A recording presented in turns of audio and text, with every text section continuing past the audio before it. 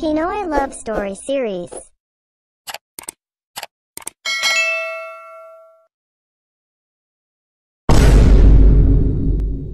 Homer de la Paz, mayaman, gwapo, sikat na artista at hinahangaan ng lahat. Paano kung ang isang tanyag na lalaki ay ma-inlove sa isang babae na sikat din sa kanilang lugar bilang isang pukpok? Magagawa kaya niyang ipaglaban ang pagmamahal sa babaeng nagpabago sa kanya kahit na ang buong mundo na ang humahadlang? Magagawa kaya niyang manaig ng pagmamahal laban sa mapanghusgang mundo? Humihingal na bumagsak sa ibabaw ko ang lalaking naging customer ko ngayong gabi. Anong pangalan? Hindi ko alam.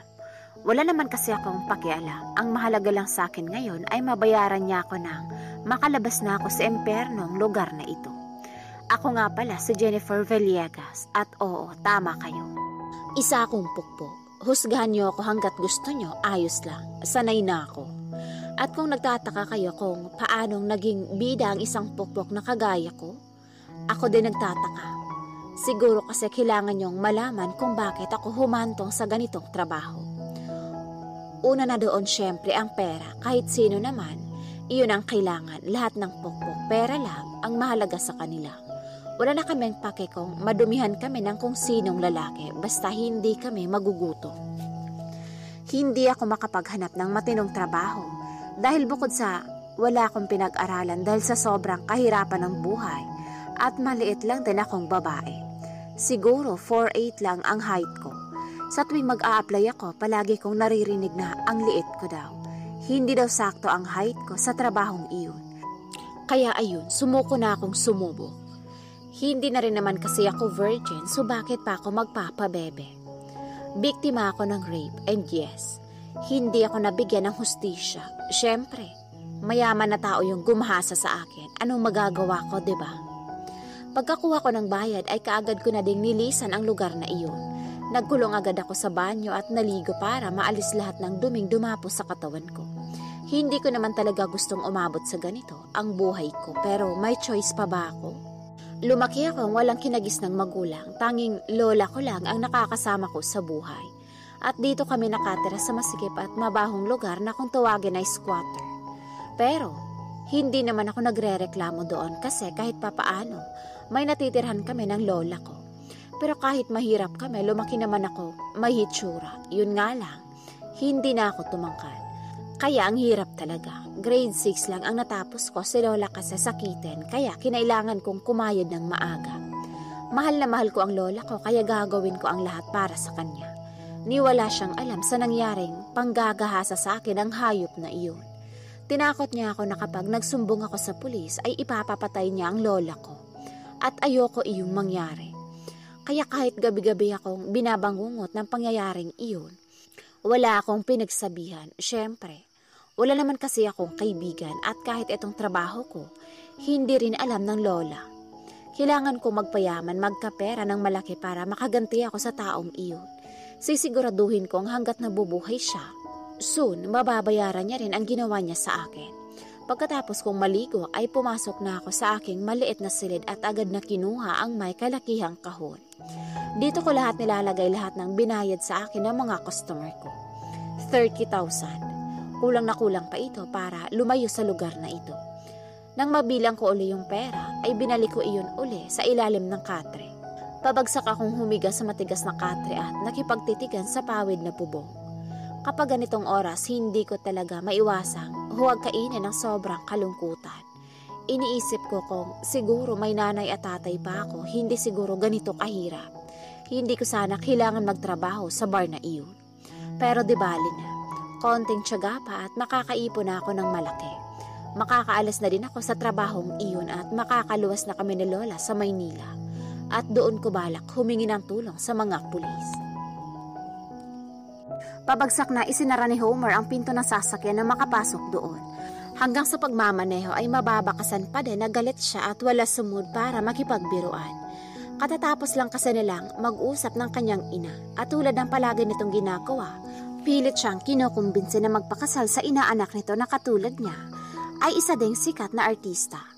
Palagi naman siyang mariin na tumatanggi, hindi dahil sa ayaw niya sa kanyang kinakapatid, kundi dahil talagang kaibigan lang ang tingin niya para dito. Kaya naman nagkaroon na naman sila ng samaan ng loob ng kanyang ina. Alam naman niyang magkakaayos din sila ng mommy niya, kaya sa ngayon kailangan niya din muna magpalamig ng ulo. Sa isang sikat na bar niya, inihinto ang sasakyan, kung saan naghihintay sa kanya ang dalawa niyang pinsan at matalik na kaibigan at the same time. Yo! Bad trip ka na naman, pinsan? Salubong sa kanya ni Nick na nakipag first bump pa, ganoon din si Rick na kakambal nito. Yeah. Pabagsak siyang umupos sa couch at hinayaan ang mga pinsan na umorder ng alak para sa kanya. Ano pa bang bago? Pupunta lang naman yan dito kapag bad trip. Saad ni Rick na hindi niya pinansin. Bad trip pala ha. Napalingon siya kay Nick nang mahimigan ang pang-aasar nito. Tinignan pa siya nito ng makahulugan. May ibibigay ako sa iyong babae, huwag kang mag-aalala. Ako na ang magbabayad. Pabor ako dyan, Kams. Para na din makalimutan mo muna si Tita Hana. Segunda naman ni Rick, hinayaan niya lang ang mga ito at pumayag. Siguro nga ay kailangan niya ng babaeng paglalabasan ng init ng ulo, hindi ng katawan. Ang kailangan niya kasi ngayon ay makakausap ng ayos. Sana lang ay matinong babae ang ibigay sa kanya. Pero teka, may matino bang babae na bayaran? Kasalukuyan ako naglalagay ng koloreta sa mukha nang tawagin ako ng manager ng bar na pinagtatrabahuan ko ngayon. Bilisan mo dyan at hinihintay ka na ng customer mo sa baba. Nakairap na saad nito bago lumabas na hindi man lang hinintay ang tugon ko. Pero sanay na ako dyan. Pamula umpisa masungit na talaga siya. Muli akong humarap sa salamin at pinagpatuloy ang ginagawa. Sinadya ko talagang kapalan ang kolorete ko sa mukha upang matabunan ang pagiging mahiyain at pagiging mahinain ng loob.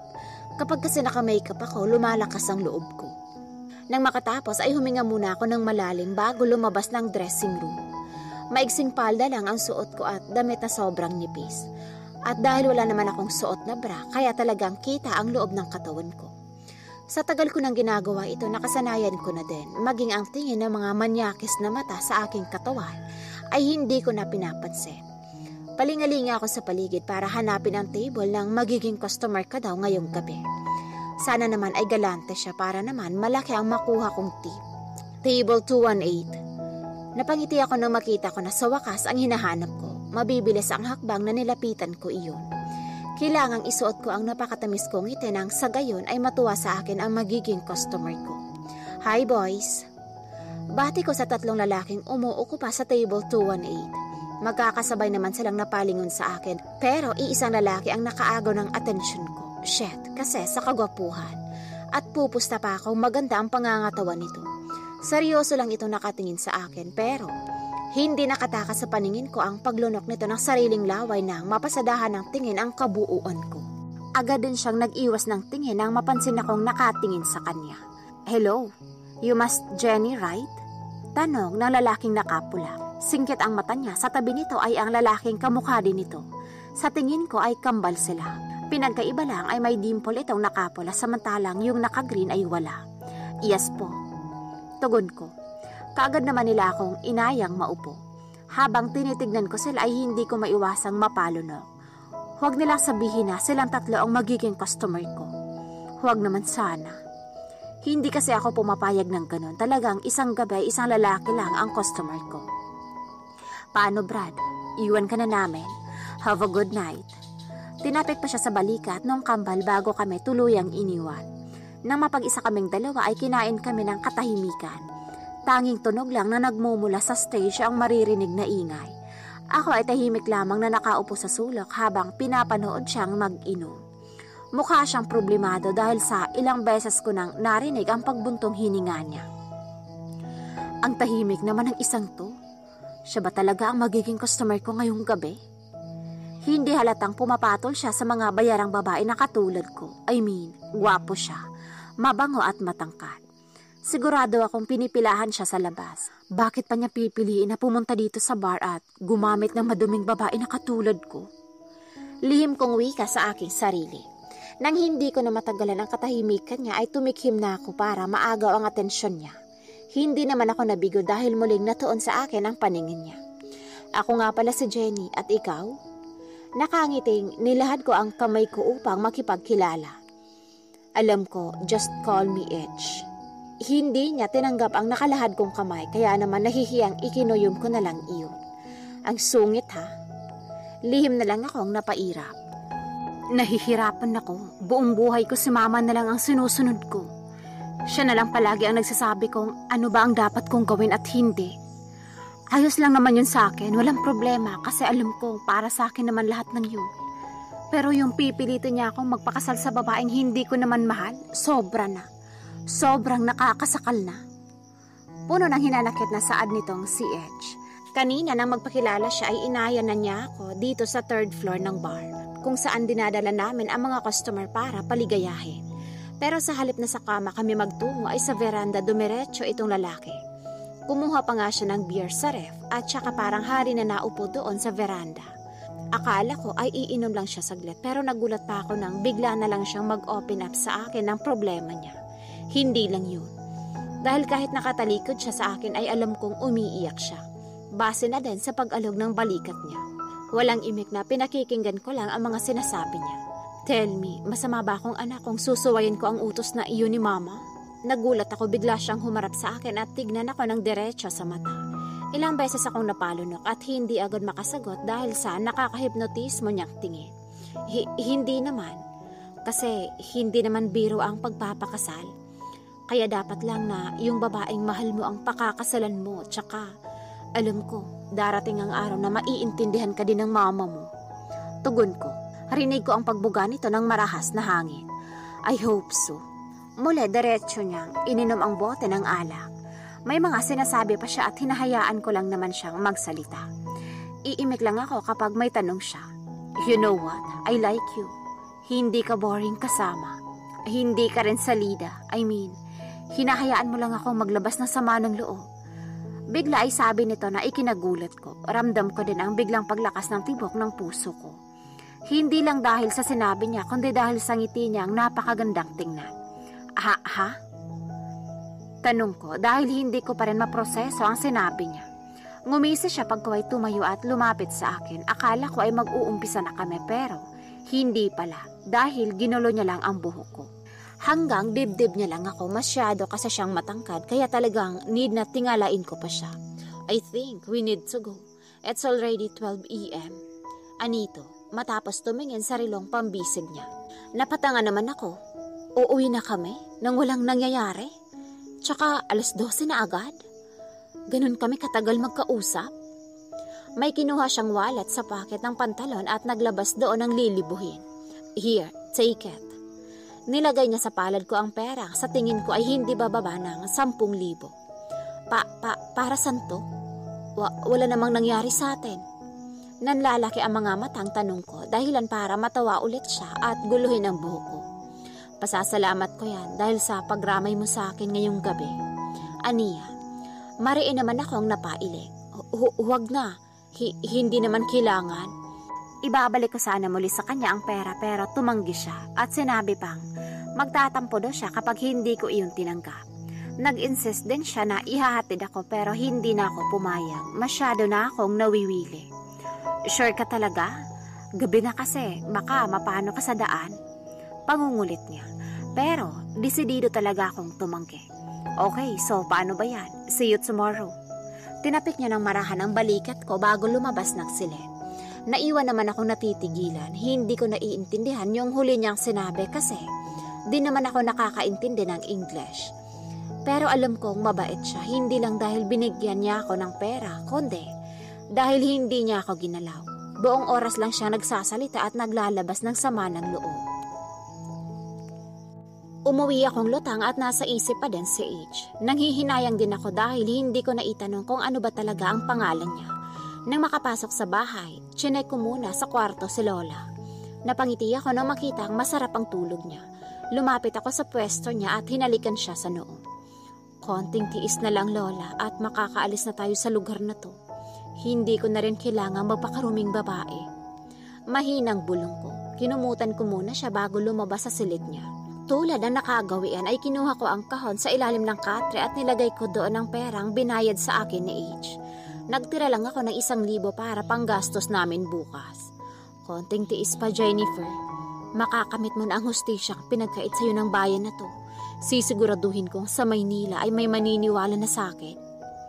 Kinaumagahan ay rest day ko, kaya naman nagpatanghali na ako ng gising.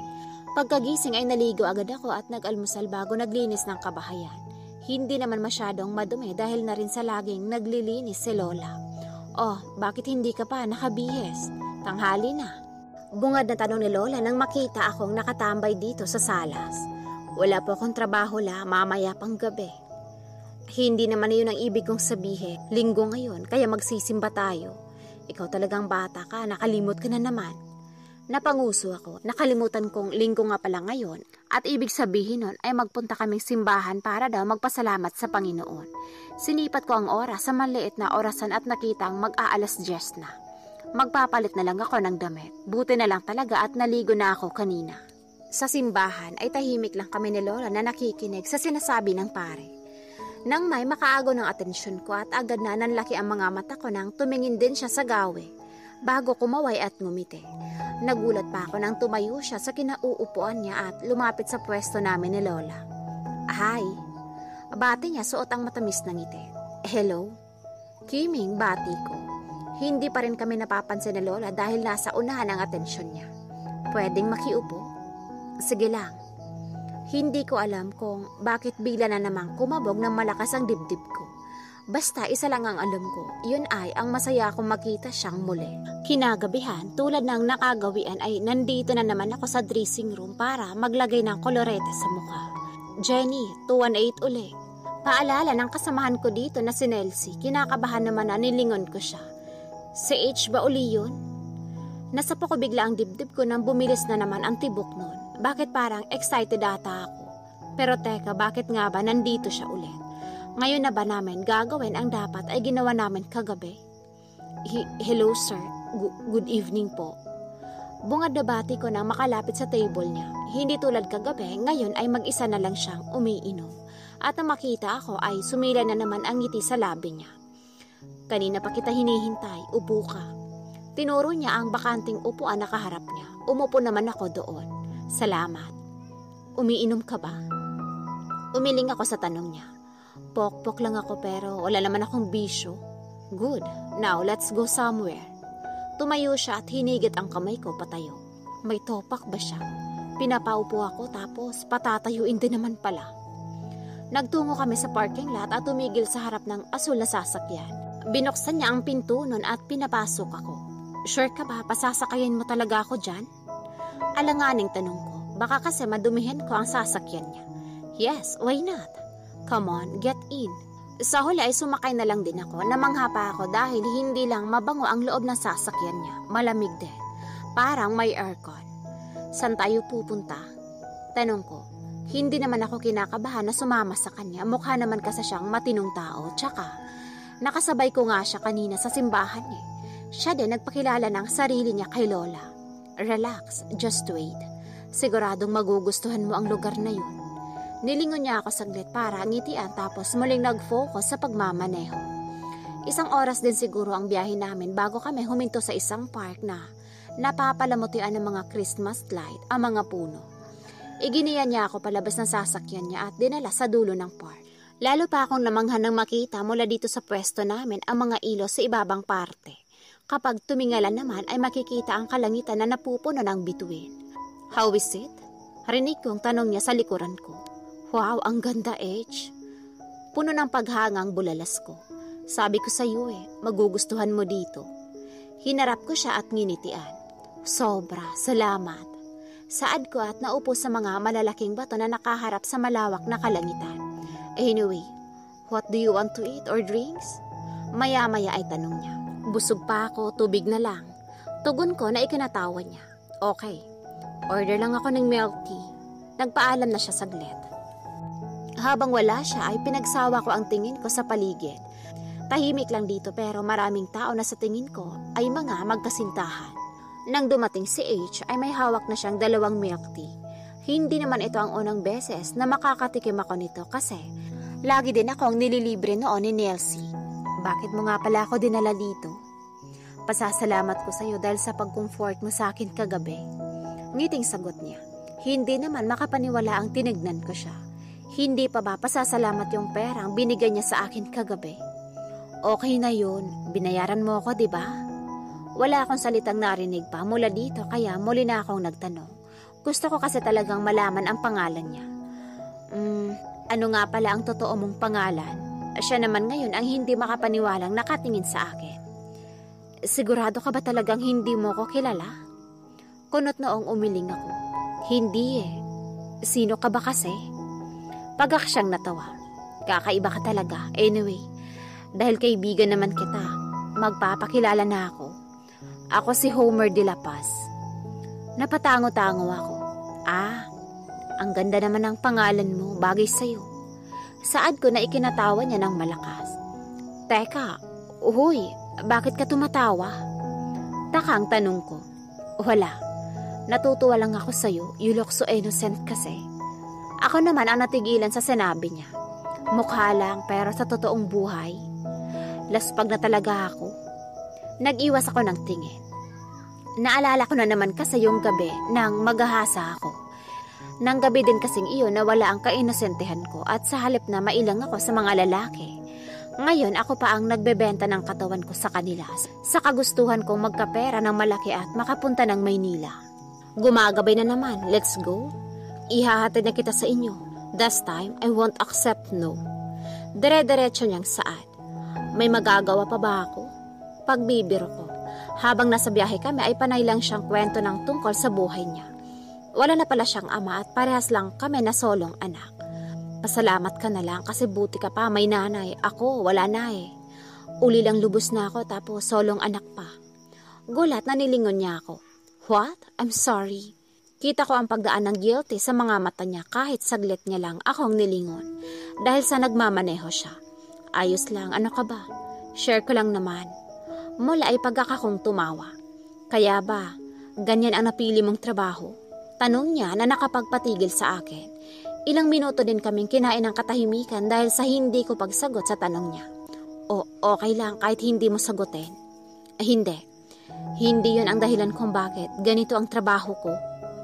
Muli na naman ang pagbangon ng galit at lungkot sa dibdib ko nang maalala kong ano nga bang dahilan kung bakit ako naging ganito. Rinig ko ang pagbuntong hininga niya. Inihinto niya ang sasakyan saka ako hinarap. Ginanap niya ang kamay ko at tinignan ako ng diretso sa aking mata. Huwag kang mag-aalala. Mula ngayon, ako na lang ang magiging customer mo. Seryoso niyang wika. Anong ibig mong sabihin? Isang tipid na ngiti lang ang isinagot niya pagkuhay kinuha ang wallet sa dashboard at muli ay naglabas ng pera mula doon at nilagay sa kamay ko. Here's your payment. Gulat na tinignan ko siya. Wala naman tayong ginawa kaya hindi mo ako kailangan bayaran. May ginawa ka and do you know what is it? Muli tinignan niya ako ng diretso sa aking mga mata.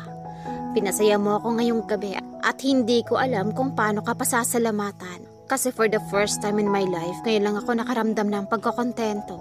At dahil iyon sa'yo, hindi kita maiintindihan. Sambit ko, mahina siyang tumawa. Tanggapin mo na lang yan, alam kong kailangan mo yan. And don't worry, bukas at sa susunod pang bukas, ako na ang magiging customer mo. Gusto mo man o hindi. Pinagbuksan niya ako ng pinto ng sasakyan at inalalayang makababa. At bago siya umalis, ay hinalikan muna ako sa noo. Kaya naman tulala lang akong naglalakad papasok sa looban kung nasaan ang bahay namin. Sa kanto lang kasi ako nagbababa. Isang buwan nagpatuloy ang pagiging customer ni Homer sa akin at para naman daw hindi ako mahiya, ay nagpapamasahe na lang siya sa akin pero kapalit nun ay 10,000 palagi ang bayad niya. Kaya naman higit pa sa 100,000 ang naiipon ko. Nagpaplano na akong umalis sa lugar na ito pero hindi ko maintindihan ang sarili ko kung bakit. Nagdadalawang isip ako. Siguro kasi ayoko nang malayo kay Homer. Ang lalaking iba sa lahat. Hindi niya pinadama sa akin na kabastos-bastos ako. Dahil ni minsan hindi niya ako binabastos. Kaya nalulungkot ako sa isipin kailangan ko na din magpaalam sa kanya. Hello Jenny, asan ka? Pumunta ako sa bar pero sabi ni Nelsie, wala ka daw doon. Bungad na tanong ni Homer nang sagutin ko ang tawag niya. Binigyan niya din kasi ako ng cellphone.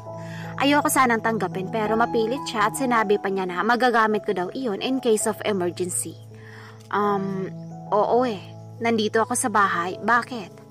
Balik tanong, naalala kong hindi ko pa nga pala nasasabi sa kanya na umalis na ako sa bar. May sasabihin akong importante sa'yo, so please, meet me at the park. Sige, pupunta ako. Tugon ko. Ngayon ko na siguro sasabihin sa kanya ang plano ko. Gusto kitang ligawan. Pakiramdam ko ay nabingi ako sa sinabi niya. Nandito na kami ngayon sa park at dahil umaga, kokonti lang ang tao. Anong sabi mo? Gusto ko lang makasigurado na tama ang narinig ko. I said, I want to court you. Aniya at ginagap ang kamay ko. Pagak naman akong natawa. Nagbibiro ka ba? Bakit mo naman ako liligawan Madumi akong babae. Bayaran ako, Homer. Unlike you, ikaw sikat. Hindi lang sikat, artista pa. Saad ko. At oo, nalaman kong artista pala siya nang minsang ayain ako ni Nelsie sa kanila na manood ng TV. Aksidenteng nalipat sa News TV ang channel at sakto, siya ang nasa balita. Noong una, hindi pa ako makapaniwala pero si Nelsie na rin mismo ang nagsabi sa akin. Akala nga daw niya ay alam kong artista yung lalaking lagi kong customer. Wala akong pakialam kung ano ka pa, Jenny. Mahal kita at iyon lang ang mahalaga. So please, hayaan mong iparamdam ko sa iyo ang pagmamahal ko. Madamdaming saad niya. Pasensya na, pero ayokong madungisan ang maganda mong pangalan na mangyayari lang kapag nalaman ng lahat na nanliligaw ka sa isang bayarang babae na katulad ko. Ilaan mo na lang sa iba yung nararamdaman mo. Pilit kong alisin ang kamay niyang mahigpit na nakahawak sa kamay ko, saka siya tinalikuran. Pero hindi pa ako nakakalayo nang humabol siya at yakapin ako mula sa aking likuran. Hayaan mo lang akong mahalin ka. Ako nang bahala sa mga manghuhusga. Mariin akong napaili. Hindi mo alam ang sinasabi mo, Homer. Hayaan mo na ako. Hindi naman kita gusto. Kahit nanghihina ay pinilit kong alisin ang mga kamay niya saka nagtatakbo palayo sa lugar na iyon. Kahit mahal ang pamasahe ay nagtaksi pa din ako para lang hindi niya maabutan. Akala mo ba hindi ko malalaman na nahuhumaling ka na sa isang bayarang babae, Homer? Galit na bungad sa kanya ng ginang nang makapasok siya sa loob ng mansyon. Kagagaling niya lang kanina sa park at buong akala niya ay hahayaan siya ni Jenny na ligawan nito. Pero mali siya. Dahil kung kanina masaya siyang umalis, ngayon naman ay daig niya pa ang pinagsakluban ng langit at lupa sa isiping. Sa kanilang dalawa ay siya lang ang nagmamahal. Not now, mommy, pagod ako. Akmang lalagpasan niya na ito nang pigilin siya nito sa braso. Bagot na nilingon niya lang ang ina. Hindi naman na siya nagtataka kung paanong nalaman nito ang pagkikipagkita niya palagi kay Jenny. Mayaman at maraming koneksyon ang kanyang ina, kaya halos lahat ng tungkol sa kanya ay alam nito. Huwag mo akong tinalikuran, Homer. Ganyan ba ang natututunan mo sa pagsama sa pokpok na yun? She's not a prostitute anymore. Matagal na siyang tumigil. Hindi niya na mapigilan ang magtaas ng boses. Ewan ba, kapag naririnig niyang sinasabihang pokpok o maruming babae si Jenny, hindi niya maiwasang masaktan. Siya ang nasasaktan para dito, siguro nga ay mahal niya na talaga ang babae. At sino bang lalaki ang hindi mahuhulog sa kanya? Mabait siya, masipag at mapagmahal na apo. Bala ko pa sana siyang paimbestigahan pero dahil siya na mismo ang nagsasabi ng tungkol sa buhay niya, hindi ko na itinuloy. Ayoko din kasing magalit siya kapag nalaman niyang pinaiimbestigahan ko siya. At simula nang maging customer siya nito, sinabi niya na sa sarili na nag-resign na ito. Dahil tanging, siya na lang naman ang nagiging customer nito sa halos isang buwan. Kaya para sa kanya, hindi na ito pokpok. Kundi isa ng kaibigan na matatakbuhan niya sa oras na nalulungkot siya. Lifesaver ang tawag niya dito dahil sa tuwing makikita niya ito, nagkakaroon siya ng dahilan para patuloy na ipagpapatuloy ang laban ng buhay. Kaya pala, patuloy pa din siyang nagbabar. Hindi ka ba natatakot, Homer? Na baka mahawaan kanya ng sakit? Muli ay saad ng ina. Matinding pagpipigil ang ginagawa niya sa sarili para hindi makapagsalita ng masama sa ina. Dahil kung ibang tao lamang ito ay baka nailibing na niya ito ng buhay. Mahal niya si Jenny kaya ayaw niyang nakakarinig ng masasakit na salita laban sa babae. She's healthy, mom, so please, just leave it to me. For once, hayaan niyo naman po akong sumaya sa sarili ko mismong desisyon. Hindi ko na hinintay pa siyang makasagot dahil mabilis na ang ginawa kong paglalakad makalayo lang sa kanya. Nainis siya ngayong kausapin ito dahil baka makalimutan niyang nanay niya ito. At kung magiging hadlang man ito sa pakikipagrelasyon niya kay Jenny, baka tuluyan ang lumayo ang loob niya para dito. Mahal niya si Jenny at gagawin niya ang lahat maniwala lang ito sa nararamdaman niya. Agad ako napabalikos ng bangon nang makarinig ng ingay sa labas. Ingay na parang nagtitilian. Meron din ako naririnig na kumakanta at nagigitara. Kahit inaantok na ay bumangon pa din ako upang tignan kung ano iyon. Ano ba yan? 8:00, nambubulahaw pa. Kaagad akong pumunta sa bintana para tingnan kung ano iyon at ganoon na lang ang panlalaki ng mata ko nang mabungaran ko sa harap ng bahay si Homer. May hawak na mic at kumakanta ng favorite girl ni Justin Bieber. Kasama niya ang dalawa niyang pinsan na kambal na siyang nagigitara. Sa paligid nila ay tambak ang mga kababaihan na kinikilig na pinapanood sila. Nakahawak sa dibdib na napasandal ako sa dingding. Anong ginagawa niya dito? Nanghaharana ba siya? Apo, dito ba nanghaharana yang si Homer de la Paz? Dito nakaharap sa bahay natin eh. Agad ko na ialis ang kamay sa dibdib ko nang biglang lumabas sa kwarto niya si Lola. Opo yata. Pero teka, kilala niyo po siya? Gulat at tanong ko, wala kasi akong matandaan na pinakilala ko siya kay Lola. Ni hindi ko nga siya dinadala dito sa lugar namin dahil nga ayokong ma-issue siya. Di bali na ako, sanay na ako na laman palagi ng chismis. Ngumiti si Lola sa kamarahang tumango. Sino bang hindi nakakakilala sa taong yun? Artista kaya yun, lagi ko siyang nakikita sa TV sa tuwing manonood ako kinapasing. Tugon niya na ang tinutukoy ay ang kapitbahay namin na katulad niya ay matanda na rin. Napatango-tango ako, ibig sabihin, ako na lang pala ang hindi nakakaalam noon na artista siya. Ay teka nga, bakit pala hindi mo nilalabas? Buksan mo ang bintana at magpakita ka. Diyos ko kang bata ka, napakaswerte talaga ng kagandahan mo. Wika niya na ikinasimangot ko. Bagsak ang balikat na nagtungo ako sa upuang kawayan, sina Homer, ay hinayaan ko lang na kumanta sa labas. May problema ba, apo? Tanong ni Lola na nakasunod sa akin ang tingin. Marahas naman akong nagbuga ng hangin. Nagdapat na po siya sa akin kanina na liligawan niya nga daw ako. Pero hindi po ako pumayag kasi hindi kami bagay, Lola. Kayo na din po ang nagsabi na sikat siya, artista tapos mayaman pa. Hindi po ba at nakakahiya sa side niya na magkagusto sa isang mahirap at walang pinag-aralang babaeng katulad ko? Pigil ang luha ang pagtatapat ko sa kanya. Nakakaunawan namang tinabihan niya ako at ginagap ang kamay ko. Apo, hindi dahilan ang agwat ng buhay niyo para hindi mo siya payagang pumasok sa buhay mo. At saka, hindi ba sabi ko? At ayokong naririnig na minamaliit mo ang sarili mo. Tumingin ka sa akin, apo. Itinaas niya ang baba ko paharap sa kanya. Kung totoong mahal mo si Homer, wala ka dapat pakialam sa sasabihin ng ibang tao. Kayong dalawa ang nagmamahalan at labas na sila doon. Ipaglaban mo siya. Tulad ng ginagawa niya ngayon, hindi siya nagdalawang isip na pumunta dito at haranahin ka. Kahit alam niyang bukas ay pag-uusapan na siya ng madla. Natahimik ako sa sinabi niya, ang luha ko ay diretso, umago sa pisngi ko. Tama ang Lola, hindi dapat ako nagpapa-apekto sa sasabihin ng ibang tao. Salamat po, Lola. Niyakap ko muna siya ng mahigpit bago tuluyang binuksan ang pintuan at mabilis na nilapitan si Homer. Walang pag-aalinlangan na niyakap ko siya kahit na nga naririnig ko ang tsismisan sa paligid ko. Dahil sa dumarami na ang nakikiusyoso, ay inanyayahan ko na silang pumasok sa munti naming tahanan. Si Lola naman ay pumunta ng kusina para ipaghanda sila ng maiinom. At sa harap mismo ni Lola at ng kambal ay sinagot ko si Homer. Talaga? Sinasagot mo na ako? Hindi makapaniwalang tanong niya. Oo nga. Pwede mo pa rin naman akong ligawan kahit magjowa na tayo. Pagbibiro ko, hindi ako mapapagod na ligawan at mahalin ka. Yes. Sa harap ni na Lola ay masaya niya akong niyakap. Ito na yata ang pinakamasayang parte ng buhay ko, ang sagutin ang lalaking tumanggap sa pagkatao ko sa harap mismo ni Lola. Sa harap ng taong nagmahal at nagpalaki sa akin. Pagkatapos ng gabing iyon, ay sinabi ko na din sa kanya ang dahilan kung bakit ako nauwi sa pagiging pokpok. Agad niya naman akong naintindihan at nangakong tutulungan ako na makamit ang hustisyang matagal ko nang hinahangad.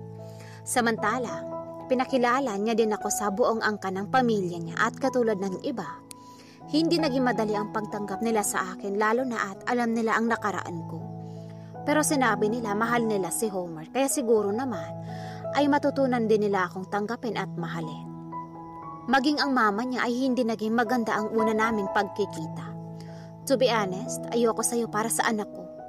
Dahil hindi naging maganda ang naging trabaho mo, pero dahil mahal ka ng anak ko, at kita ko sa kanya kung gaano siya kadesididong ipaglaban ka, siguro ay magagawa din kitang tanggapin in the future. Isa lang ang hiling ko, sana ay mahalin mo din siya ng wagas at huwag kayong papatibag sa mapanghusgang mundo. Mga sinabi niya sa akin bago siya nagpaalam sa amin na mapunta ng States. Humingi din siya ng tawad kay Homer dahil sa pagiging boss niyang ina. Sa ngayon daw ay kailangan niya daw munang magpakalayo para makapag-isip ng maayos. At sisiguraduhin niya daw na pag uwi niya dito sa Pilipinas, tanggap niya na ako at ang relasyon namin ng anak niya. At talagang mabait ang Panginoon dahil hindi niya kami pinabayaan. Makalipas lang kasi ang 5 buwan ay nakuha ko na ang hustisyang hinihiling ko. Naikulong na ang anak ni Mayor na siyang gumahasa sa akin at syempre, hindi mangyayari iyon kung wala si Homer sa tabi ko. Kaya sobra-sobra din ang pasasalamat niya sa akin. Pinagtapat ko na rin kay Lola ang trabaho ko noon, hindi siya nagalit sa akin. Sinabi niya lang na huwag ko nang uulitin. Nakaalis na din kami sa barong-barong naming lugar at ang naipon kong pera ay ginamit ko para makapagpatayo ng sariling bake shop. Wala na yata pa akong mahihiling ngayon kundi ang manatili kaming malusog at nagmamahalan ni Homer. At habang buhay kong ipagpapasalamat kay God na ibinigay niya sa akin ang lalaking tumanggap at minahal ako ng totoo.